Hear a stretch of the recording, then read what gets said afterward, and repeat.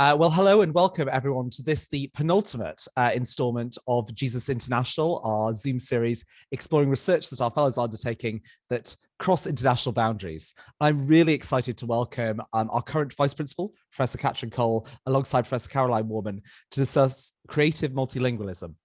A little bit about our two speakers. I'll say Katrin is our Vice Principal. She studied at Westfield College, University of London, obtained a BA in English and German, an MA in 20th century German literature, and a PhD in German. She also has an MA in general linguistics from the University of Westminster. She was lecturer at Westfield College, University of London from 1984 to 88, and worked as a researcher and consultant on German language courses for BBC Television, also in the 80s. She then became a fellow and tutor of German at Jesus College in 1988, which I believe makes her our longest serving fellow. And her research interests include German poetry and poetics, the works of, now I hope I get this right, Friedrich Gottlieb Klopstock, Rainer Maria Rilke, and Franz Kafka, the theory and the theory and practice of metaphor. And she will be talking about her current creative multilingualism project with us tonight. Caroline Warman is our Zeitlyn Fellow and Tutor in French at Jesus College and Professor of French Literature and Thought at the university. She studied French and Italian at Trinity College, Cambridge, and did her doctorate at Queen Mary University of London under the supervision of Professor Marion Hobson on Sard and 18th century French materialism. She was a postdoctoral research assistant on a Leverhulme-funded project on the cultural histories of cholera, consumption, and nostalgia, based at De Montfort University, and subsequently taught at the University of Nottingham. And I have to admit at this point, and I hope everyone will forgive Caroline, at Exeter College over the road. But luckily she transferred to the right side of Till Street in 2005 to become our Zeitlyn Fellow. She was also president of the wonderful British Society for 18th Century Studies from 2018 until 2021. And her own research interests are Diderot. She describes people's least favorite writer, the Marquis de Sade. And she's also done a variety of projects, including working with the Citizens Theatre in Glasgow. So without further ado, I will pass over to Caroline and Katrin. Thank you so much. Caroline, Katrin, take it away. Thank you very much, and thanks Peter for your introduction. And it's I've changed the view so that I can see the names there, and I recognise the names of some of our students, our past students. I'm extremely excited to see you there. So thank you for coming along. And so Creative Multilingualism was a project that Katrin led. So I'm going to quiz her about it for you. So I'm going to start off with the following. Katrin, what is creative multilingualism? Yes, hello everybody. And first, yes, it's wonderful to see some names from a dim and distant past. It's really great. Do get in touch if you'd like to. It's really great to see you. So creative multilingualism was invented in response to a grant call by the Arts and Humanities Research Foundation, Arts and Humanities Research Council. And their aim with doing this was to, in a sense, galvanize modern languages in universities, in UK universities, to rethink what they were doing, to reconceptualize modern languages for the 21st century. At least that's my take on what they were aiming to do.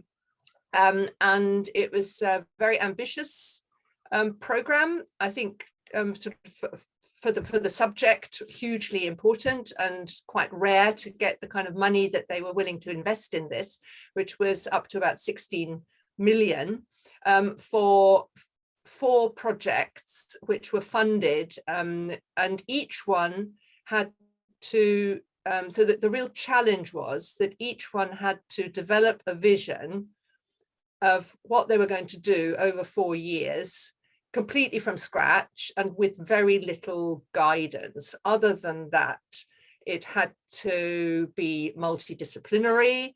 It had to work at each university department, had to work with other universities. That was really important. So you had to have other university partners. And you had to, above all, also have non-academic partners. And how you went about this, who you engaged in this, was left completely open. So this was advertised in 2014, and the programs were supposed to run from 2016 to 2020. And so the first challenge was to think whether we should participate, and it seemed that actually really what was required was that every modern languages department that had any ambition whatsoever would really need to put in a bid for this. So a couple of colleagues, we went to the initial meeting where we came away not hugely much the wiser about what one needed to do. I had never run a grant before. And so anyway, there was lots of conversation. It was a very long process with a development surgery where we as a team had to attend and then get feedback, which was quite tough, and a sort of interview, and then had to recalibrate what we were doing, and we were challenged on various aspects. So anyway, what we ended up with was a project where we took the name Creative Multilingualism from one of the strands that had been proposed as taking part. And it was in fact an invention by Jane Hiddleston, who's a colleague of Caroline's in the French subfaculty. So we're very grateful to Jane for having invented this. And it was very generous that she allowed us to use this for the project as a whole, because then they didn't have that for that particular research strand.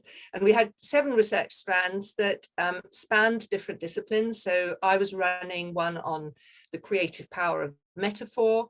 There was one on translation, which Matthew Reynolds ran, called prismatic translation, which was a kind of concept that is still very sort of going strong and very much looking at sort of creative ways of reconceptualizing translation. There's one on language education, coming with an from the education department, run from Reading by a colleague there. There was one on sort of within the area of media studies, run by Rajinder Dadra, who's at Birmingham City University. One on literature run by Jane Hiddleston, who I've already mentioned, and Wen-Chin Ouyang at SOAS. Then I've probably forgotten one linguistics by Martin Maiden and Aditi Lahiri in the linguistics department.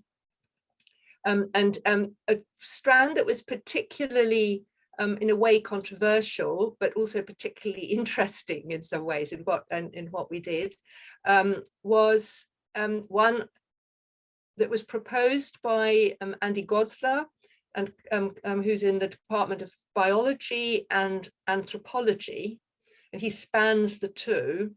And he was working together with a researcher called Karen Park, who's then went to Pittsburgh, on bird naming.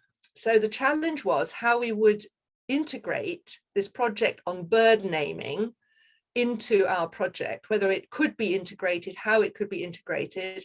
But it seemed that it was particularly valuable because it was really posing the challenge of how we bring in biology and anthropology, and therefore really make it multidisciplinary and in quite an exciting and challenging way. Anyway, we did that, and I have become a great fan of bird communication, and I now watch the magpies building their nest outside my window with much greater interest than I did before. So that's been a sort of great enrichment that was a bit unexpected.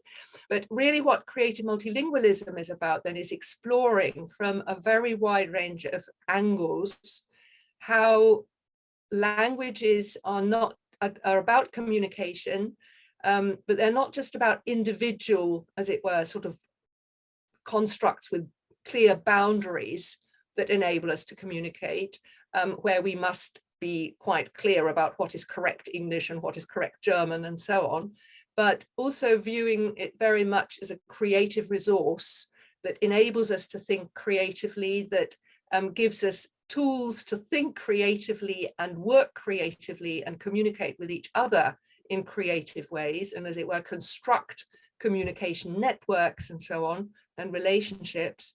But also where the sort of interplay between languages is a great resource for creativity. And I think it's become, in a way, much more accepted since the time when we were working on this in 2015. And certainly one of the seminal moments for me was when we'd got the money and we were so we had these sort of £3.5 million to play with, and we went to a meeting in Manchester where there was a sister project. There were 3 sister projects, one run from Manchester, one from Cambridge, and one from King's College London, and we worked together very closely with those colleagues. And going to Manchester, and a colleague there saying, "Oh well, you know, I hear you're working on multilingualism," and we said yes. And I was there with our program administrator who we'd appointed, and he said, "Well, of course, I mean, multilingualism is usually defined in a very different way," and I said, "Yes, okay, but we are defining it in the way that we have sort of set out, and we are very interested in multilingualism, not so much coming from the linguistics angle, where there are very specific definitions, but really in a much more exploratory way in terms of seeing how languages can work together very much in a humanities context, and drawing on sort of interpretation and methods that are coming more from the humanities, but at the same time very much in dialogue with other disciplines." So that was a very long answer to your question. No, it's an amazing answer. So anybody, as we go along, anybody who thinks of a question and wants to pick it up, you know, just put it in the chat box, and I'll either ask it directly, or you can ask it at the end. So coming back to I've got various things I wanted to ask you about, Katrin, but obviously I want to push you back to this bird business. So are you talking about the creative multilingualism of birds? Like, what do you mean? Was it, I thought it was also about different words for birds and metaphors involving birds across different linguistic boundaries. Can you just tell us a bit more about that? So an example that Andy Goslar gave, which I found very in a way sort of convincing and interesting, was that if you have, and it's partly sort of I've developed it, so I'm not sure that Andy ever expressed it in quite this simple way, but if you for instance, if you've got a house, if you've got the word house, if you move across cultures, then the house is going to change along with the word. So, you know, in the Arctic or, you know, Antarctic, you're going to have different kinds of house, igloos, houses that are able to cope with very different climate conditions, the same in African countries and so on. So the word will change along with the concept, which is very typical of a lot of words that we have for cultural constructs and so on. And of course, also any tree, I mean, you will tend to have different names for trees, but actually then also the trees grow differently in different places, and they will be different types of tree.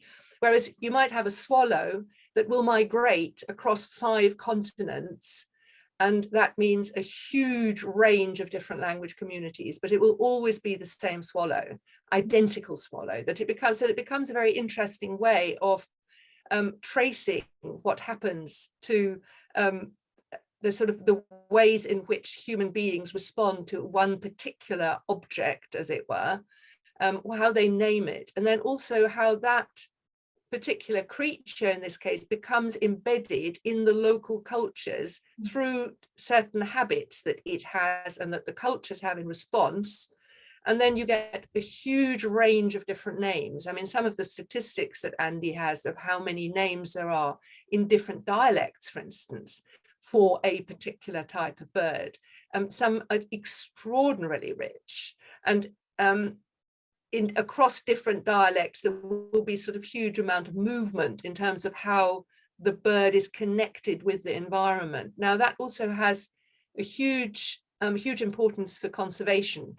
And the Strand worked together with a conservation organization called BirdLife International, which is a very powerful organization, does excellent work for bird conservation, because a community that is working with these birds, once that community's language dies out, we lose something about our understanding about those birds. So it's as important to preserve the language community as it is to help the birds survive, because we need that language, we need that knowledge that is embedded in the language itself. But what's also I found absolutely fascinating was that birds have dialects, and also that birds will respond to human beings. And there's the fascinating article I read about, for instance, the nightingale, which is dying out or has died out in many parts of the UK. Well, in Berlin, the nightingale is thriving. I can only think that it's because of some of the rather chaotic kind of landscapes that have been left behind by Berlin's various historical ructions and so on. But so in the Tiergarten park, there's a very good population, and there was an article by a jazz musician who said that he would practice in the Tiergarten, and that there would be a sort of nightingale or nightingales who would be responding but responding in very varied ways. Initially sort of jamming, then there would be a kind of dialogue that would start getting going, which I found fascinating.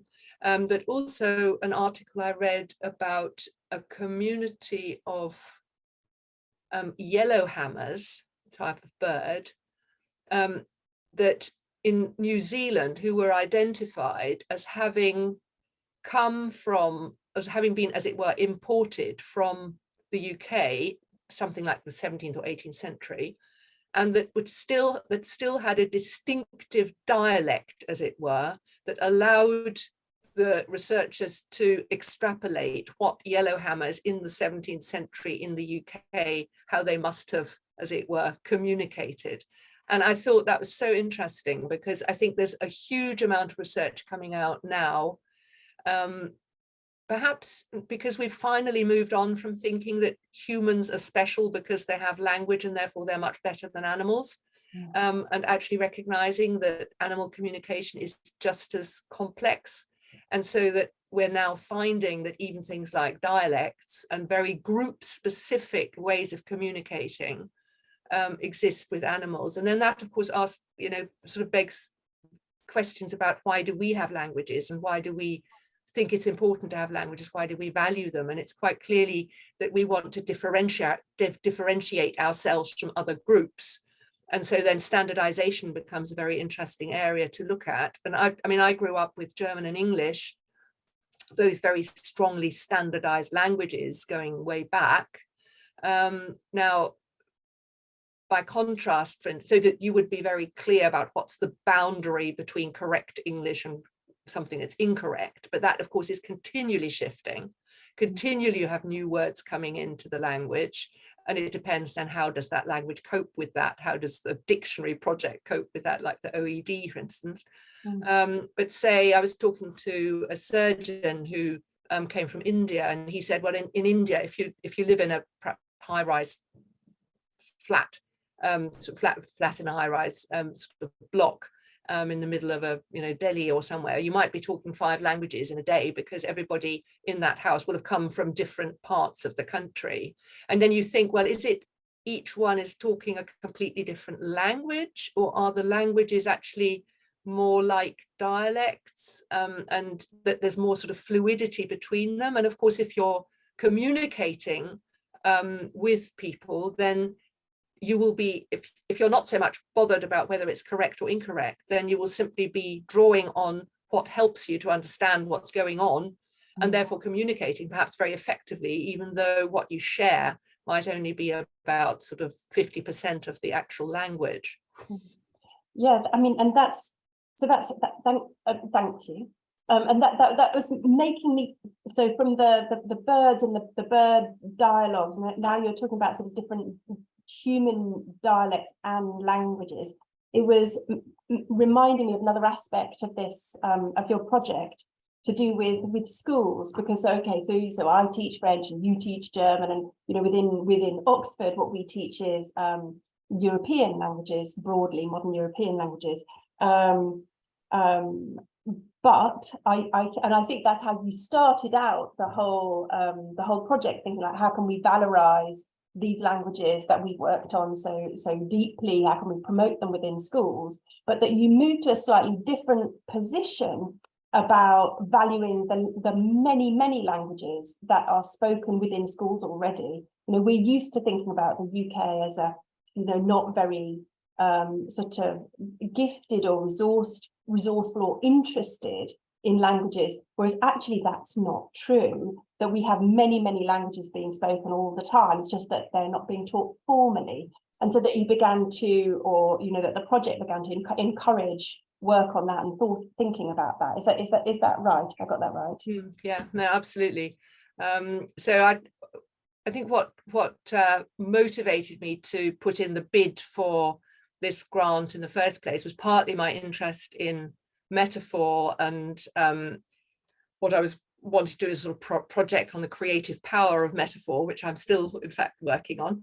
And I recognized that I had too little expertise in languages beyond English and German, firstly, but then also European languages. I've got sort of some sense of sort of, say, Romance languages, how one might grasp what goes on there. But when it comes to something like Arabic or Chinese, I really have absolutely no idea how they work, and so on. So that was it sort of opened up my horizons in terms of languages, talking to colleagues and having to engage with questions like putting out publications where we were wanting to have just an Arabic word, and finding that over and over again it got thrown back by our Arabic colleague and saying, you know, you can't write it like this, you know, it's got to be printed much more carefully, because actually this just looks like somebody, like a 6-year-old writing, and to me this was simply not visible. But so I began to sort of respect the expertise that was coming from colleagues in this area, but also realizing how much the UK has in terms of, as it were, riches in home languages, and that this really extends right across the country, and that in schools, local schools, we have something like 20% of children who might have a different home language, and that this was really a tremendous resource that we should be building on much more systematically, also in our modern languages teaching, and also in what we offer and how we, as it were, value children's and adults' language skills. And that actually this is something that is, of course, part of Britain's colonial history. It was very interesting to me to think about how this works in the German context, where there's a very different kind of history, where you have a lot of, for instance, Turkish children and a whole community of Turkish speakers, but that is not really valued as a linguistic resource. Now, I think in the UK, in many ways, we do value that, actually. So at least we make some provision in schools, even if it's very, very patchy and inadequate. But we do have a sense of those languages being spoken, and that schools need to engage with them. But above all, also, we have qualifications.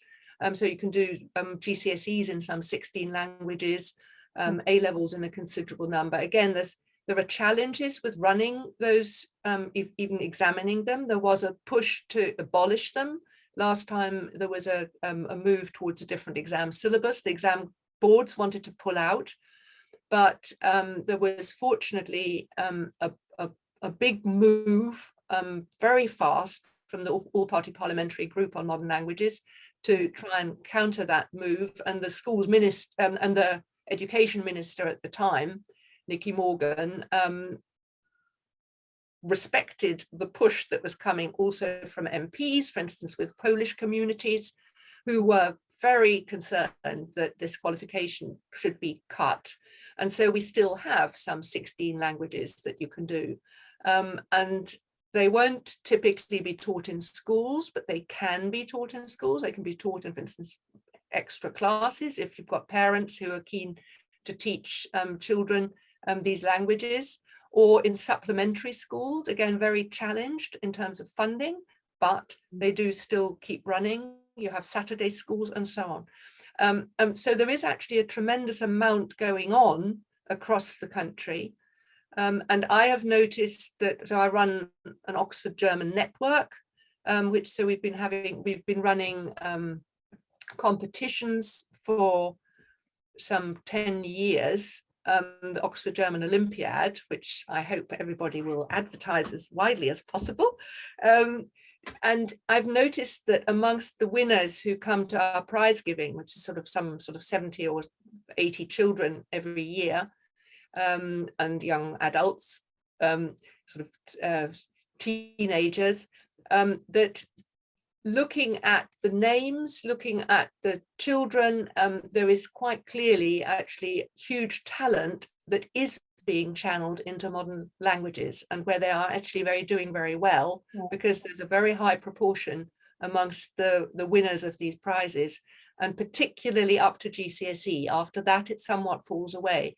So I think at university, we're not benefiting as much as we should be doing from this tremendous resource. So what I would like us to see us doing is promoting languages more strongly, precisely to children and teenagers who have got a second home language, home language other than English, which often they don't value as much as I think they perhaps should. And that is, of course, society's fault. And so the more we can build up that sense of its being a tremendous achievement, whether or not you do a qualification in it, but that you can build on it in your language learning, and that actually enriches your cultural understanding as well. Yes. I mean, I'm just looking at, I wanted to show everybody Katrin's book. I feel like a PR agent at the moment, which is like, I would like to be that, you know. Anyway, so one of the things that Katrin has done recently is write this book, Modern Languages, Why It Matters. Obviously, I'm always tripping over the it. Should it be they? Should it be it? But in any case, fantastic book, and obviously highly relevant to this particular, meeting about sort of international, transnational, etc. And one of the things that Katrin says in it is that modern languages is a discipline that moves across borders. So I was wondering whether you could tell us a bit more what you mean about borders. Presumably you're not just thinking about, places where passports are required, although obviously that is one of them. Well, I think it's partly to do with modern languages just being a hugely malleable and continually changing thing. We each of us speak different languages with different people, with different creatures. I speak rather differently to my dog and cat than I do to my children and husband, although not hugely different much of the time. And also, for instance, dialect, I've come to value much more since I've been working on this project. And so if I go to Bavaria, I feel a sort of certain kind of sense of sort of homecoming, even though my parents weren't Bavarian and so on, but I grew up in a Bavarian village. And there's a sort of sense of valuing that sense of sort of groundedness in a particular form of the language. And where you can see that in a way the borders of a language, I mean, there's a sort of saying that a language is a dialect with an army and a navy. And so that sense that it's all very, very relative and completely, as it were, fluid, but also in some ways extraordinarily specific. So, for instance, I had I had a DPhil student who I was supervising, who was part of the project. So we were able to give out 3 grants for doctoral students as part of the grant. And he was working on the languages of South Tyrol, which was absolutely fascinating. So this is Jamie Green, who has now completed his doctorate. And he was, so I used to go to South Tyrol when I was a kid skiing to a little village, and their native language, as it were, or their primary language really was Ladin, which is a Romance language, which is spoken only in three alpine valleys. But they also spoke German and they spoke Italian. Jamie's project just opened my mind to the complexity that had brought about this language mix. and also all the different, the sort of historical background to it that meant that every time a political border changed, and a policy change, that would bring different pressures for different communities. But also, for example, that Ladin, there was a big move to standardize Ladin and to have a Ladin dictionary and so on, apparently. This is relatively recent. But after this had gone some way, the different Ladin communities decided that actually, no, they didn't want to go down this path. And that seems utterly logical, because actually Ladin is a language that's being spoken in lots of little pockets right across different Alpine communities. And a place I now regularly go to in North Tyrol, where they speak a language. Yeah, I mean, I love listening to them speaking because it's quite close to Bavarian, but different in specific ways that are very typical of that region. But I was talking there to somebody who said, well, yes, he can definitely recognize somebody from the next village who speaks slightly differently. And so you can see how how there, in a sense, the border is running round very small communities because they are geographically separated, given the Alpine structure. And so that it's very sort of interactive with the geological and geographic region where the community forms. And I find that kind of sort of variety fascinating. And I assume that in a way in the animal world, it's very similar. It shows us how we interact in very real ways with our environment, which is not something I'd ever thought of in terms of languages. Yeah, thank you. And in fact, I've got Tom has just asked two questions. I mean, Tom, do you want to put your mic on and then ask them yourself, or do you want me to be your voice? Well, thank you, Caroline. Yes, I can. I'll try not to get too carried away. I mean, this is fascinating. Thank you very much, both of you. And actually, Katrin, you've already in what you were just saying, you were moving in the direction of, sort of things that I was thinking. The first part is, I mean, do you see economic class affecting dialects in a similar way across European countries, or are there stronger differences based upon the sort of the centralization of the language by an Académie Française, or because of a stronger history of immigration? That's one side, and the other side is always. Can I answer that one first, because I'll otherwise forget about it by the time you ask the second.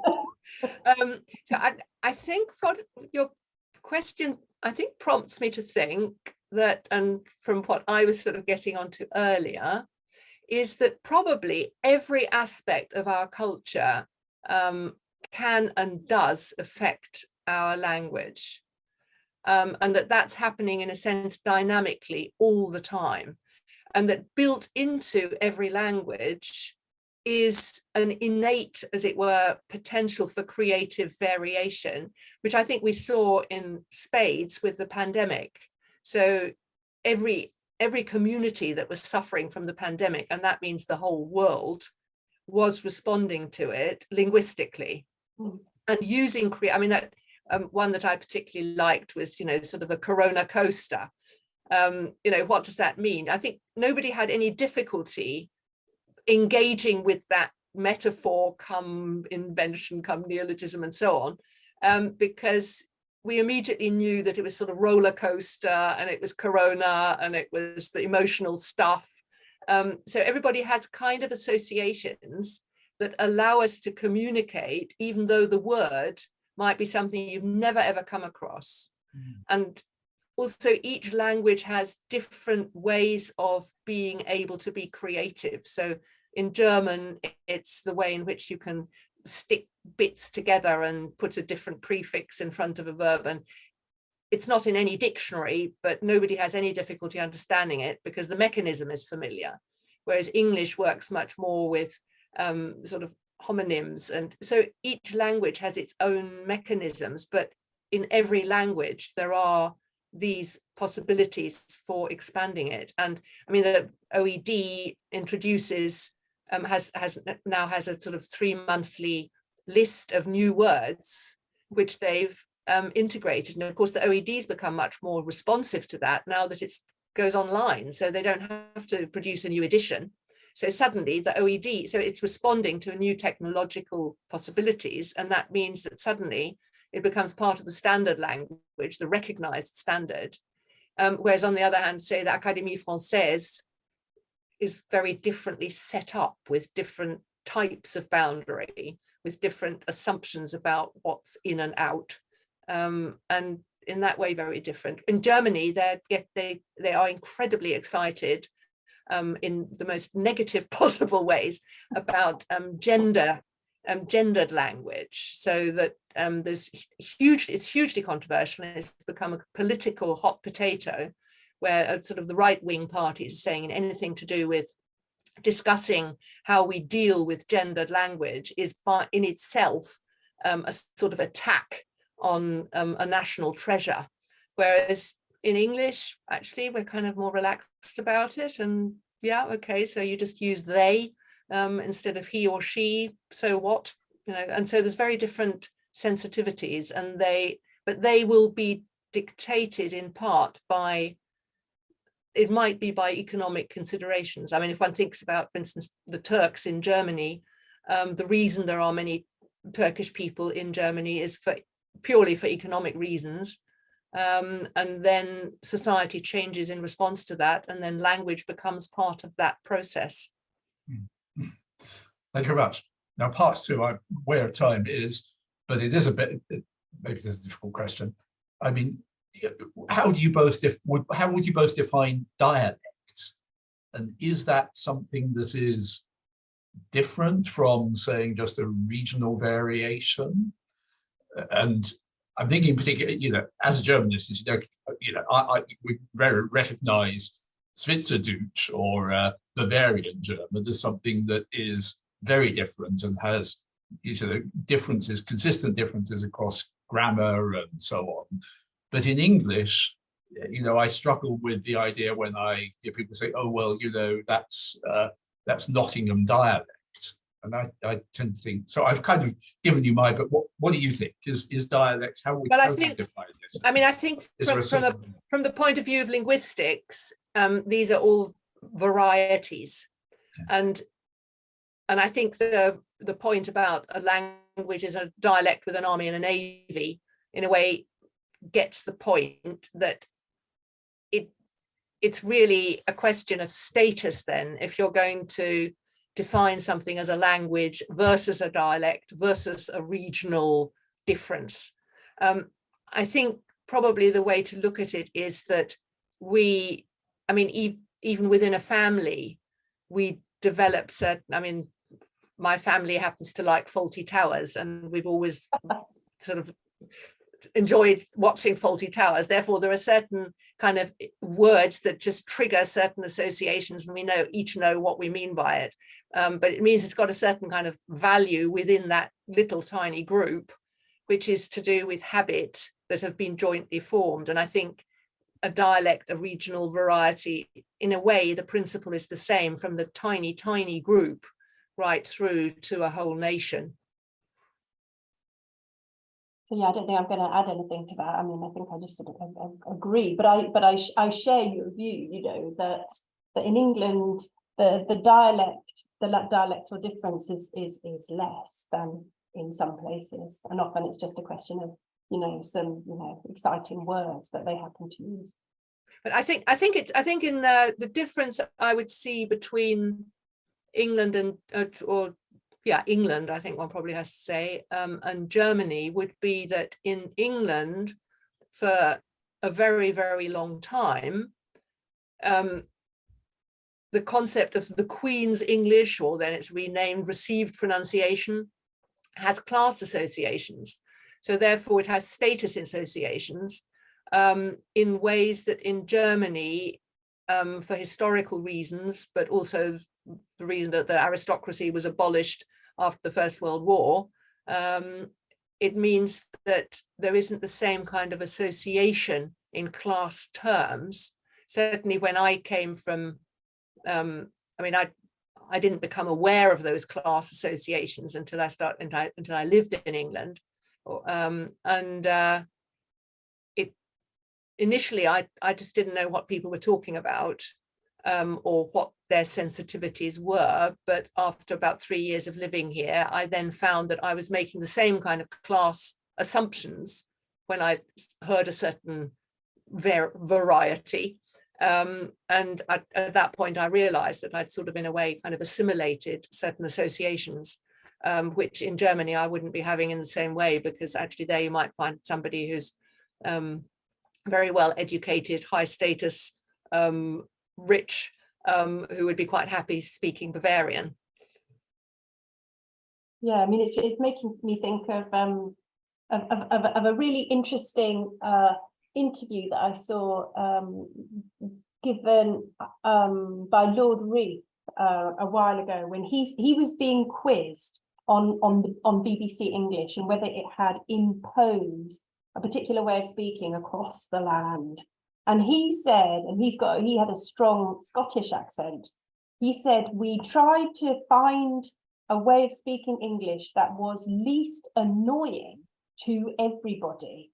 And he kept on coming back to this idea that if it had been a specific regional accent, it would have annoyed another regional accent. So his view was that it was not something transcending other accents. So it was specifically not middle class, Queen's English, whatever. It was just about not annoying people. It was odd. So I've got another question come up, and people, so do, okay, so I can see Neil Younger, hello Neil, has got his hand up. And I've also got a question from Anne saying, something I find interesting is the phenomenon of developing language habits designed to exclude, e.g. Cockney rhyming slang. Is there a term for this? So I don't know. Anne, do you want to appear and show yourself? And Katrin, do you happen to know if there's a word for that? I don't know of any term for it, but I'm sure it's a very important mechanism. But I think it's about defining boundaries around a group. And I suppose it's like the example of parents speaking German in order not to be understood by their children. I mean, I think communication is both to do with sort of communicating with others, but also with excluding others because you want to have a secret. Yes. Yeah. Okay. Thank you. Thank you, Anne. Neil, do you want to show yourself? Hello. Hello. This is all very 2005. Anyway, yeah, and the thing that I was thinking of during this discussion is countries that have many languages within them, but on an official level, I mean. I'm thinking, as I lived in Belgium for a while, which is officially trilingual, and also Ukraine, which is officially monolingual, but has a large portion of the population that in practice functions in Russian, not Ukrainian. And just how that affects the perception of outsiders of those countries. People like to joke about Belgium. It's like, well, what is this place? Some of the people speak one language, some people speak another. How does that even work? And then in the case of Ukraine, obviously much more dramatically, this idea that the people who speak Russian must automatically therefore have allegiance to another country. And I just wondered if the project had given any thought to those kind of situations, or you yourself, as opposed to countries that obviously have a huge linguistic diversity, but are officially monolingual, and then I think are just seen as almost somehow more legitimate for that reason. So. Well, I think I mean, we have it in the UK, haven't we? I mean, I find Welsh fascinating, sort of, going to Wales really interesting.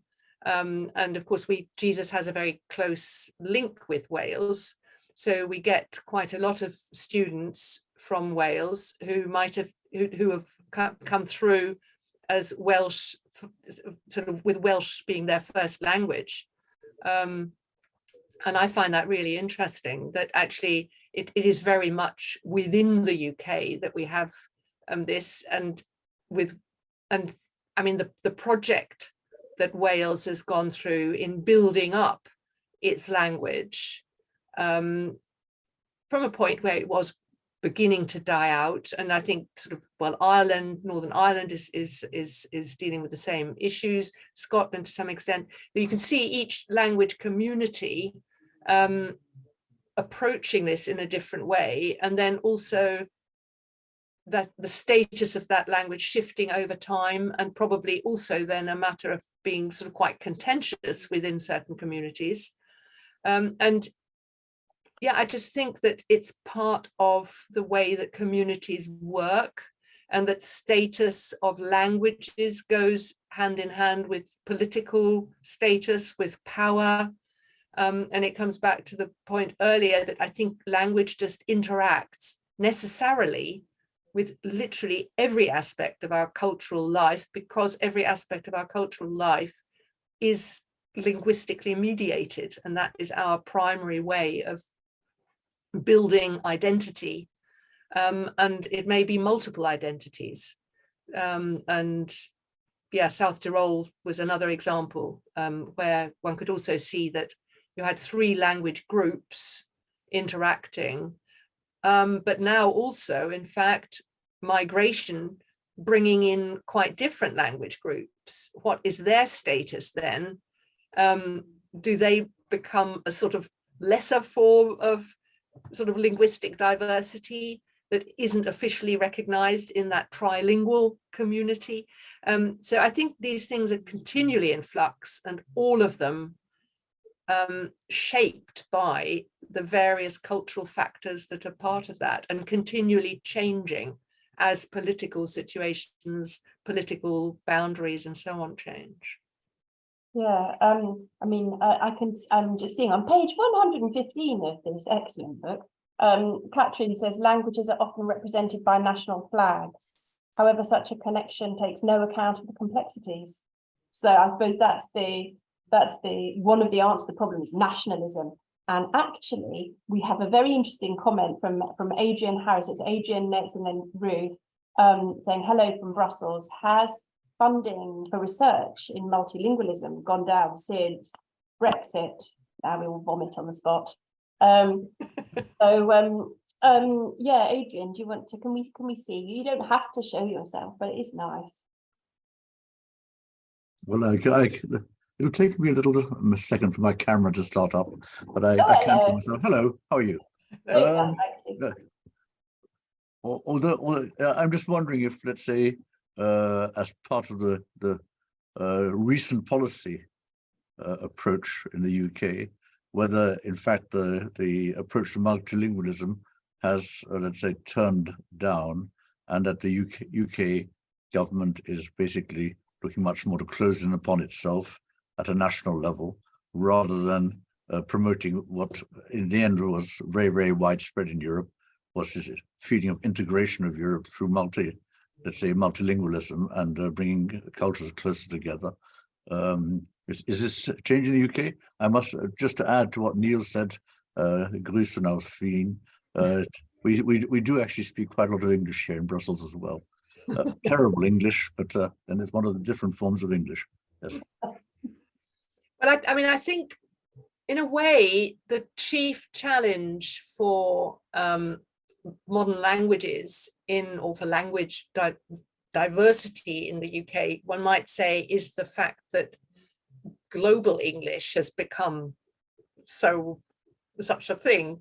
And so, I mean, certainly in my lifetime, I mean, I think that the extent to which, for instance, in Germany, people are able to speak English has just absolutely, I mean, it's just a completely unrecognizable, the extent to which everybody now speaks English. And you can see, you know, 2-year-olds. I was in a playground at one point, a 2-year-old was sort of saying to his dad, you know, hey, Daddy, das ist echt cool.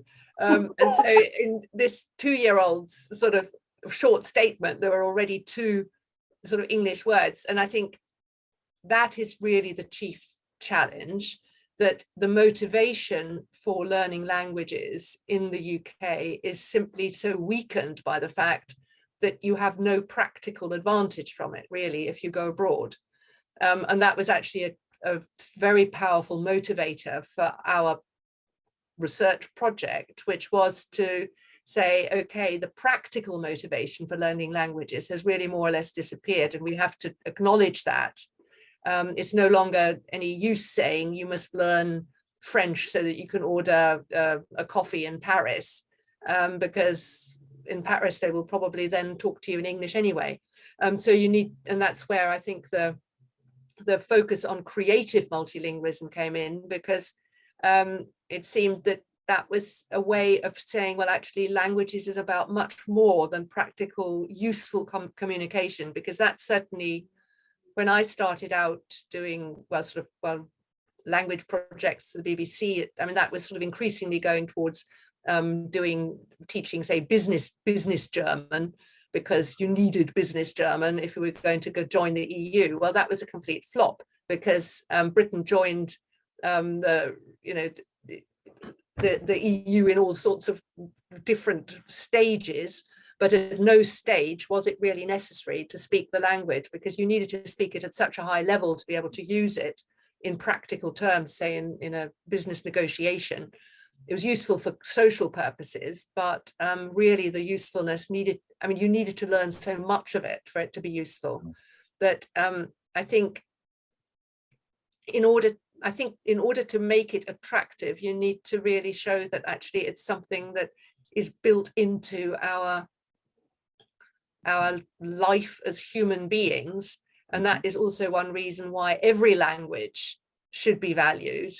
And you have to kind of, in a way, sort of, I suppose, enthuse people for whatever language might be on offer, whatever language you can practically teach, and where there might be a motivation to learn it. But I think, yes, Brexit has not helped, because it's suggested that Britain is self-sufficient and so on. On the other hand, the multilingualism is amongst us, and I think recognizing that is perhaps one of the chief things we need to do. And of course, also recognizing that languages are absolutely fundamental to building bridges to other communities, because you're respecting them. So it's more to do with respect rather than practical advantage. But also, I think enjoyment, the sheer enjoyment of other languages and of the stuff you can do with even a few words, and perhaps learning the etymology of words in your own language. So I think that sort of sense of exploring languages as human creative potential, that to me is really one of the fascinating things about it. I mean, and so I suppose that's what David Bellos called, what we want to try and get out of what David Bellos calls the fruitless desert of monolingualism, which is not to be, rude I mean, we all speak multiple languages. I suppose that is what's coming out of this to some extent. But Adrian, I mean, Katrin's, the Creative Multilingualism project was to some extent a response from the AHRC to boost work on languages and research in languages in the Brexit context. Well, I mean, it was the call was before Brexit. Yeah, but leading up to it, wasn't it? But the problem, I mean, for me, Brexit was a huge problem, because just at the very point when we were setting off on the journey of this project, Brexit was just a huge, blow really to the kind of whole sort of ethos of what it was about. But on the other hand, also a stimulus, because you just think, well, I mean, I won't use the kind of expletives that I might use about Brexit. So we've got, German. Oh yeah, thank you. Okay, so I think we've got time probably for one more question. And Ruth has had to patiently had her hand up for a while, but I've mentioned Brittany's point in the chat that she's talking about the native Shanghai dialect being a good example of the tension between language and politics.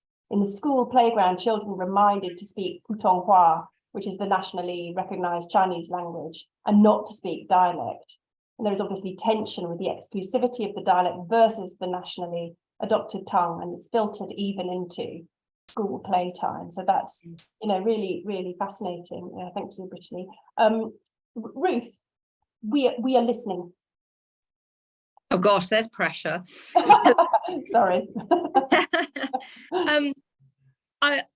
I always feel that English is being eroded, really, the grammar that you see. And I think children today are, they're communicating via emojis, they're shortening words on their social media, they're not bothering with apostrophes. And I wondered if that's happening in other languages that you see. It seems to be, to me quite bad. You've got, I mean, people say, I text you yesterday, and I'm thinking, shouldn't there be an ED on that? I texted you yesterday. And I just, is that something that's going on everywhere? Or is it just that we as a nation are becoming particularly lazy, as we do seem to be a lot of the time in language, because we don't, you know, as we've said, we don't need to speak it abroad, really. What's your take on that, Caroline? Well, I mean, so I think that the language of emojis, which I don't speak, I mean, it is really amazing. Like, so those people who write to me and then put all of these like funny little sounds, I'm like, what? I mean, Katrin sent me one earlier, and it was, I don't know, it was like people doing this and like that. And it was like tongues out. I was like, what is this? So I don't think that's, I think that's an enriching aspect. But that said, you know, I'm in favour of, you know, full grammar and, you know, apostrophes and that, and all of that. In French, I think that yes, of course, it is text language has affected grammar in the way that people write, for sure. So that, as usual, there are different registers. And the amount of education, this comes back to this question that earlier, you know, posed by Tom, I think, about class. So the more education you have, the better, the more perfect the written grammar is. So then that becomes a sort of reason potentially to worry a little bit about imposing perfectly grammatical language, because you want to go, well, okay, well, I don't want to penalise those people. So it's tricky. It's tricky. But obviously I uphold the highest standards of written language in every language, including emoji, which I'm going to go on a course about. But so Katrin, I don't know, what do you think? I mean, I suppose my instinct is to think that that you tend to lose complexity perhaps in one area, but it builds up in another area. And that sometimes we only see the losses, but we're not seeing that actually there might also be gains or simply change. I mean, one example that struck me was, for instance, I mean, in German, so if you've got weil, because, you then need to send the verb to the end and change the word order because it's a subordinate clause. Well, at some point, and I think it was probably round about the sort of 70s or so, it became typical that people would not use inversion in the spoken language.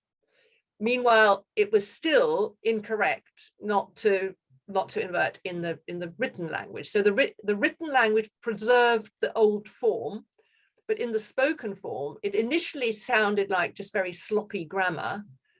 But after a while, at one point, I realized, sort of very close together, that both my father and my aunt were using this non-inverted form in spoken language. And I had two instances where I then said, did you realize that you had just said this?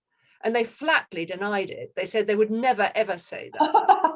So I found that a really fascinating example, because I then also, not so long afterwards, saw that actually in linguistics, it had become a thing that was now recorded as it were standard. So you could see that actually the spoken language had diverged from the written language, but in a way that had become almost sort of part of the standard language. So I think language is just continually in change, and sometimes there are new complexities that are coming in which we don't recognize as complexities because they just seem wrong. I don't know, are you convinced by that, Ruth? I do find lots of things that I think are wrong, and I see it just looking on like social media or on Facebook when people put public posts on that. There's no grammar there. There's no capital letter sometimes at the start of a sentence, and I kind of think, is that falling standards in education? Are people just too busy to write properly, and they're just posting something quickly? But it just seems that the language that we learned at school is disappearing, and I just wondered if that was something that's peculiar to us, or if you I think it's not peculiar to us, and I think it's probably a mark of what I suspect happens in every language community, that the older members are preserving certain things as standard, which younger members are moving away from. But so what you're in a sense getting is language change, which is being driven forward by younger members of the group, as it were, whereas the older ones are preserving the older customs. And that therefore, in a way, it's very much like sort of cultural change of various kinds. I mean, what I find, for instance, with texting is that, yes, I do capitalize and so on, but at the same time, my kids, I mean, they think it's absolutely hilarious how incompetent I am at texting because it takes me such an age. So what I take from that is that they are actually much more expert at it, and they're more expert at it because they've divested themselves of all the sort of shibboleths of having to capitalize, when actually you can make it perfectly comprehensible, do it much faster, and therefore communicate much more effectively and efficiently in a shorter period of time. So I think that's probably the other side of it. So they don't think that I'm better than they are. They just think I'm a bit pathetic because I can't type fast. Well, that's because your kids are just mean. It's different. Well, thank you so much, everybody, for listening, and thank you so much, Katrin, and it's so lovely to talk about these things, which obviously nous sont très chers. And I'll hand back over to Peter, perhaps. Well, can I just come in there saying thank you very much for this opportunity, Peter and Brittany, but also how absolutely wonderful it is to see students participating who just ring a lot of bells from the past. And I do hope you'll get in touch, because it would be great to meet up. Well, it's absolutely our pleasure. This has been a fantastic discussion. As I was saying to Katrin and Caroline before, I'm the son of 2 retired languages teachers, so the importance of language is something that really fascinates me. And I think I wouldn't realize how many topics we were going to cover tonight. Birds was not expected, but it was fascinating. So thank you so much. And sadly, we only have one left of this current Zoom series. You have to wait until the end of March, the 30th of March, where we'll be joined by Professor Stefan Durkin, who's going to talk about his research on developing economies. So another aspect of our international outlook here at Jesus. But for tonight, thank you once again, Katrin and Caroline, for a brilliant and thought-provoking discussion. Thank you all for joining us, and good night. Bye, everyone. Bye-bye.